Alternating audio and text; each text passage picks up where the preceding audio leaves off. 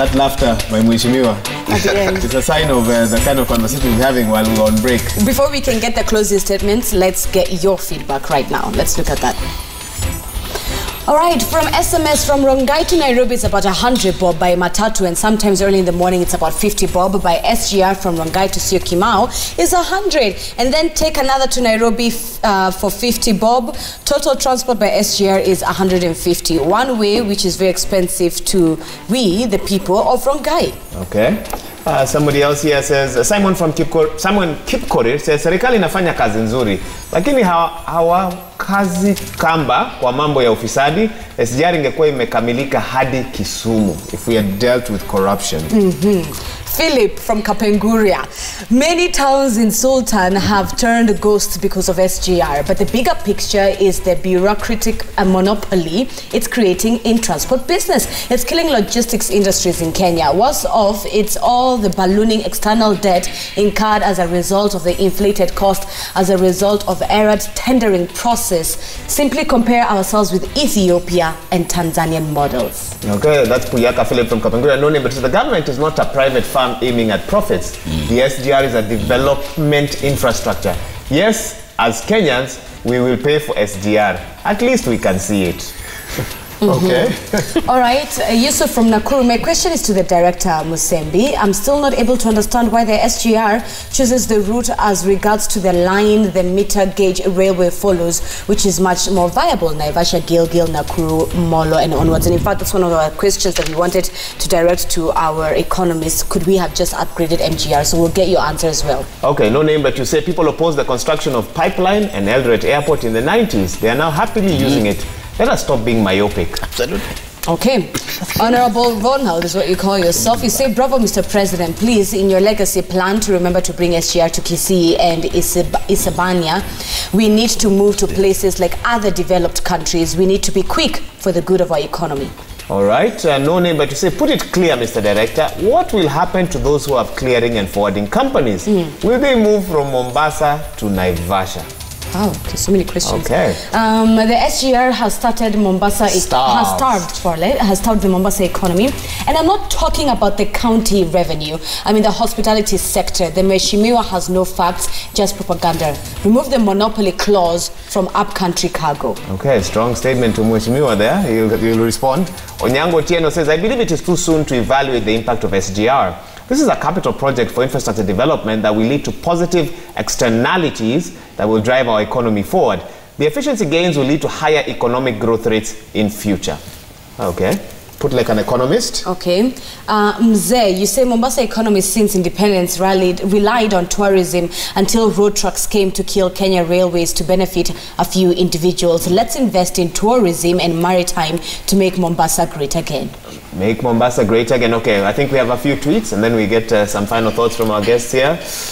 At Oko James, we are so much concerned about imports more than exports, guys. Everyone in the panel is talking about imports. So don't we have industry in Kenya to export? That's the other part. Hussein, good morning. You say it's a shame Mheshimiwa says that SGR is one of the most successful projects in Africa. We shouldn't just accept development for the sake. SGR was more expensive than the equivalent projects in Ethiopia and Morocco. Okay. Or even the one in South Africa. Nico Maingi says the SGR project should have stimulated the local economy, created more opportunities while minding the existing ones, I think. I wonder why the panelists are concentrating on the spillover effects than the direct impacts of the project. Okay. And last tweet. Maraga TV, you say that one good thing about the economics is that it can't be fooled for long. No matter how much propaganda and the politics and how you try to spin, you put on the spin you put on the numbers, we warned that the numbers don't make sense, but propaganda always takes the day. Watch the tax space. My goodness. Have you heard that last line? Watch the tax space. Okay, let's get final thoughts from our panelists. Those are our viewers voting from different parts of the country. Thank you for your feedback. Honorable Kosin, how do you want to wrap this up? I don't know that you have to respond to what they've, or you want to say something else. Go ahead. We appreciate Kenyans, you know. We appreciate their comments. So no comment which is negative. But number two is what's happening is that some CFSs are trying to resist change you know. And this is, and CFSs we have found, these are just parochial and individual, you know, and some of them are being owned or doing business with politicians, and therefore they want just to resist change. So we have known that, and therefore we will be thinking about the country. Number two is that governments, right, all over the world are supposed to give services, right, and therefore private sector should come in and then to create jobs.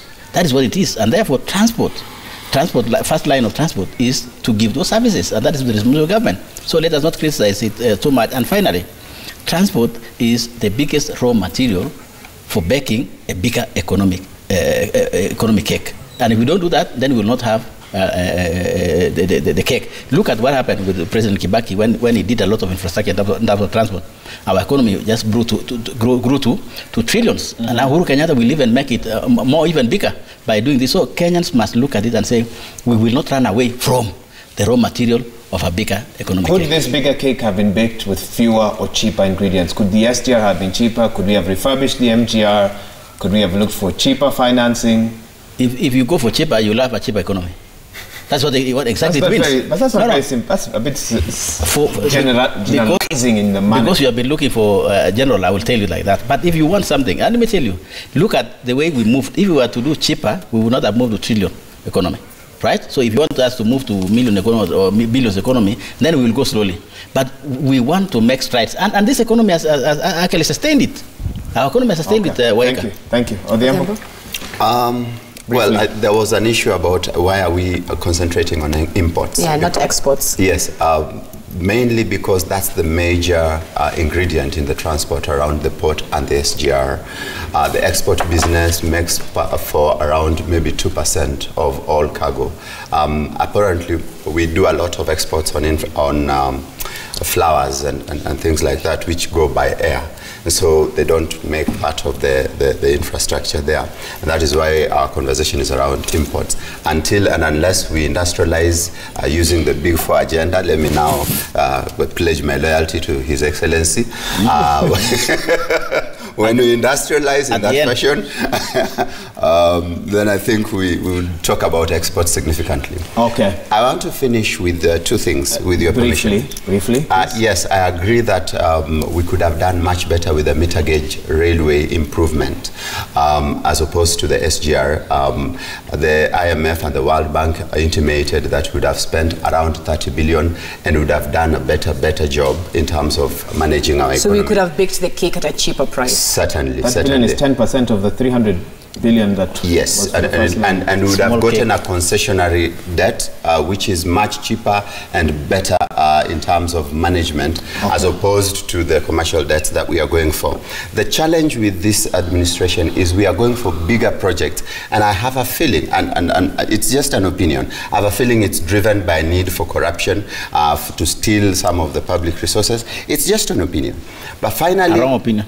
It's all right. I am finally the direct impact of the SGR. I'm glad we are no longer talking about the figures, because the figures don't favor those who are talking about the propaganda and the issues of feel good. The figures say that the direct impact of the SGR right now is negative. Even the Nairobi business community in 2018 went in the streets and they were telling the president, in other words, this thing is not working for us. People in Nyamakima were complaining. And so if you have a very expensive project that you are trying to create a feel-good effect of, and it's not serving the people it's meant to serve, it's not good. It's not good, Mide. I will focus on the GDP equation. So that is consumption plus investment plus government expenditure plus into brackets exports minus imports. Now the thing here is the government has its plan, Vision 2030. So the government is going ahead with its plan, whether it makes sense to you as an individual, as a business or not. The fact is the government will keep pushing investments. So this project has already been done. It's already ongoing. Other infrastructure projects are going to be taken. The next thing, debt has already been reviewed with regards to the ceiling. So you can either focus on why was this happening, why did it happen, or you can actually re-engage yourself and innovate as a business. Now the key consideration, and I wish the energy that we have complaining about the SGR, we'd actually go and demand of government two things. Can we triple our exports in the same time frame that you're telling us by 2023 you're going to be able to have extended the kilometers of the railway from X to Y? So say, how are you accounting to us? And we demand, we need to be able to see at triple number with regard to exports. Then the next thing, the same energy we are putting on the SGR, taxes will have to increase. For this, for the maintenance of the payment of debt, whether local or foreign debt, taxes will have to increase. This energy that we are saying and we are asking, oh, why are you putting in the SGR? Does it make sense? I wish as Kenyans we would come together and demand, not even ask for accountability. Get to the point where we say, you have made this investment, hold the taxes at this level or find a way of generating revenue. Because as a business today, if you're operating, your ideas need to be making paying close attention to what the government is doing, what Vision 2030 stands for. And as a business, you either take advantage of the infrastructure opportunities, charge high margins if you possibly can, put away as much money as you possibly can, because the taxes will come and hit us in a bad way. Thank you for that. The tax space. Very nuanced perspective. Thank you very much. And briefly, please. I just want to add to what she said. We have to grow our exports. The president launched an ICD and an industrial park in Naivasha, when it was being powered by clean power, to do industry to finish our goods so that we can have cargo going out, exporting cargo. That is the basic thing. So that is what we're looking to do. In terms of the plan forward, Kenya Railways is planning to complete all the way to Kisumu. As we speak, His Excellency will launch Kisumu port in the coming weeks, which will start operating, exporting oil to Uganda. So that Kenya Railways is already done and trusted. We have tested the systems and we're just waiting for His Excellency. So we are looking at going across the country. Somebody mentioned about why not the old line. You have to do new lines of growth. Opening up new spaces. Mai Mahiu, there's a national spatial plan that was done in 2010, looking at growing new cities, Garissa, the Lapset project. All of those are to grow new corridors. You cannot grow the same corridor. And part of the reason we're going to Naivasha is Nairobi is full. Where are you going to get industrial land in Nairobi to do industrial park? It is full. So grow new corridors, grow new opportunities, get our exports up and running, get cheap power so that we can be competitive and we can produce exports, so we reduce the imports. And the rain now will be full up and down. Okay, thank you for that. I feel like I have another 30 more questions that would take us to 9, but our time is up. Thank you so much. I think we've tried to cover as much ground as we could with our guests here. And thank you so much to each of you for joining us. We have had Honorable David Kosing, the Chair of the Transport Committee in the National Assembly, Odhiambo Ramogi, an economist, Bithe Mwema, an economist as well, and the CEO of Infallible Group, and Musembi Mumo, a director at Kenya Railways and an architect as well. By profession. All right, we need to take a quick commercial break. When we come back, Willis Oburu is alongside Chef Ali for today's breakfast tips. I have no idea what they'll be making, but we'll see. See you in a bit.